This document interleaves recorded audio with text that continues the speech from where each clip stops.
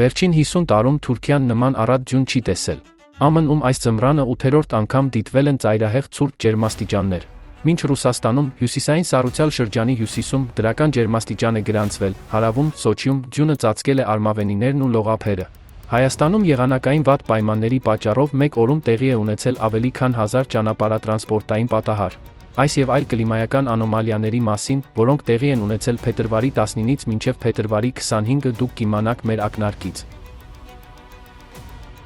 Հայաստան։ Փետրվարի 20-ին Հայաստանում ձյան առատ տեղումներ են եղել, ինչը հանգեցրել է տրանսպորտային կոլապսի։ Մեկ օրվա ընթացքում հանրապետությունում գրանցվել է ավելի քան 1000 ճանապարհատրանսպորտային պատահար։ Արագած լեռան տարածքում ձյան ծածկույթը հասել է 120 սանտիմետրի։ Երևանի քաղաքապետը դիմել է մայրաքաղաքի բնակիչներին, կոչ անելով դուրս չգալ տներից, եթե խիստ անհրաժեշտություն չկա։ Ուսումնական հաստատություններում, այդ թվում դպրոցներում եւ բուհերում դասերը չեղարկվել են։ Արկտիկական ցուրտ օդը պատել է նաև արևելյան միջերկրական ծովափերը։ Վրաստան։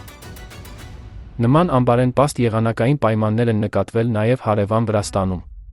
Երկրի արևմտյան հատվածում առատ ձյան պատճառով չեղարկվել է գնացքների երթևեկությունը։ Գուդաուրի լեռնադահուկային հանգստավայրի տարածքում ջունը գրեթե ամբողջությամբ պատել է մեքենաները։ Կախեթիում դադարեցվել է հասարակական տրանսպորտի աշխատանքը, իսկ Փոթիում շուրջ 6000 սպառող մնացել է առանց էլեկտրականության։ Բաթումի տաք կլիմայի շնորհիվ, որտեղ նույնիսկ ձմռան ամիսներին միջին առավելագույն ջերմաստիճանը մնում է 10 աստիճան Ցելսիուս, տները հագեցված չեն ջեռուցման համակարգերով, այս անգամ, սակայն, քաղաքը բախվեց կտրուկ ցրտի եւ այնպիսի առատ ձյան տեղումների հետ, որ քաղաքապետարանի ծառայությունները ստիպված էին շուրջօրյա ձնամաքրում իրականացնել։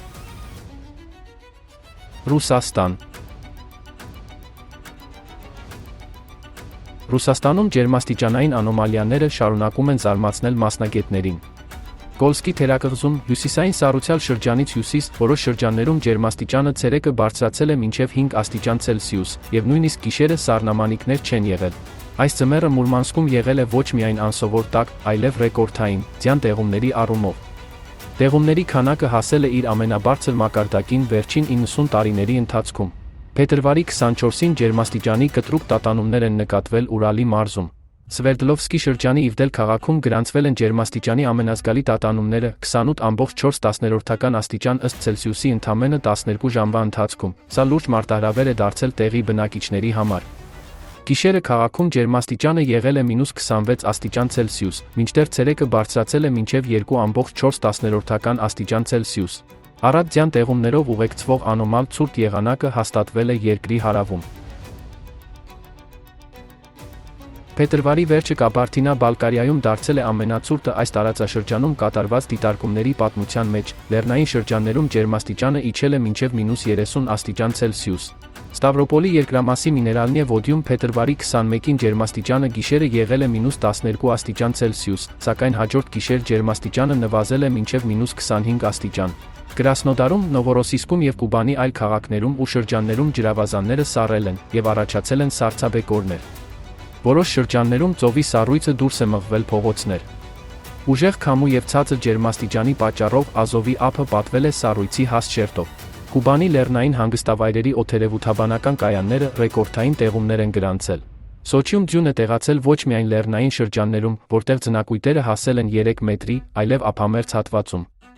Կանաչ սիզամարգերը, արմավենիներն ու ծաղիկները ծածկված էին ձյան հաստ շերտով, ինչը չափազանց հազվադեպ երևույթ է այս տարածաշրջանի համար։ Մերկասառույցը Սոչիի ճանապարհների դժվարին տեղանքը իրական փորձադաշտի է վերածել։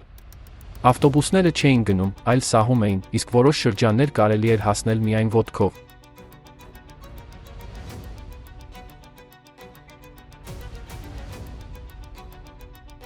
Հունաստան։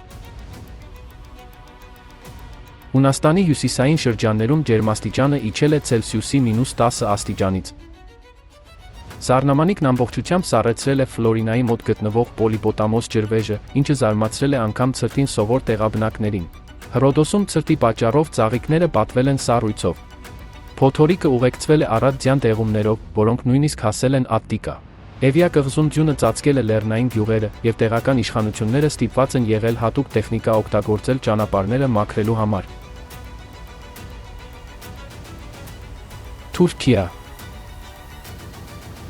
Թուրքիայում անոմալ ձյան տեղումներ են գրանցվել ամենաառատ ձյունը վերջին 50 տարիների ընթացքում, որն ուղեկցվել է ջերմաստիճանի կտրուկ անկմամբ։ Ստամբուլում տեղի է ունեցել տրանսպորտային կոլապս, որի հետևանքով բեռնատարները չեն կարողացել բարձրանալ վերև եւ տեղի է ունեցել առնվազն 139 ճանապարհատրանսպորտային պատահար։ Բոսֆորի նեղուցով նավերի երթևեկությունն ամբողջությամբ դադարեցվել է։ Վատ եղանակի պատճառով հազարավոր զբոսաշրջիկներ, այդ թվում տարանցիկ ուղևորներ, արգելափակվել են աշխարհի օդանավակայաններում։ Որոշ շրջաններում գիշերը տեղացել է մինչև 48 սանտիմետր ձյուն, իսկ լեռներում ձնակույտերի բարձրությունը հասել է 1 մետրի, գյուղերը կտրելով արտաքին աշխարհից։ Շաբաթվա վերջում արկտիկական ցուրտը հասել էր Կիպրոս, Լիբանան եւ Իսրայել։ Իրաք։ Իրաքի Անբար նահանգում մի քանի քաղաքների բնակիչներ ականատես են եղել այս շրջանների համար հազվագյուտ երևույթի, անոմալ ձյան տեղումների, որն ուղեկցվում է ջերմաստիճանի կտրուկ անկմամբ։ Քիրքուկ նահանգի հյուսիսային հատվածում այնքան ձյուն է տեղացել, ինչն ըստ տեղի բնակիչների չէր եղել վերջին մի քանի տասնամյակի ընթացքում։ Որոշ նահանգներում վատ եղանակի պատճառով դպրոցներում չեղարկվել են դասերը, իսկ պետական հաստատություններում աշխատանքային ժամերը կրճատվել են։ Իրան։ Ձյան առատ տեղումները եւ ջերմաստիճանի կտրուկ անկումը, որոնք ազդել են Իրանի 31 նահանգներից 25-ի վրա, սրել են երկրում էներգետիկ ճգնաժամը։ Մայրաքաղաք Թեհրանում բոլոր դպրոցները, համալսարանները եւ պետական հաստատությունները, բացառությամբ բժշկական եւ սպասարկման կենտրոնների, հարկադիր փակվել են էլեկտրաէներգիայի եւ գազի մշտական անջատումների պատճառով։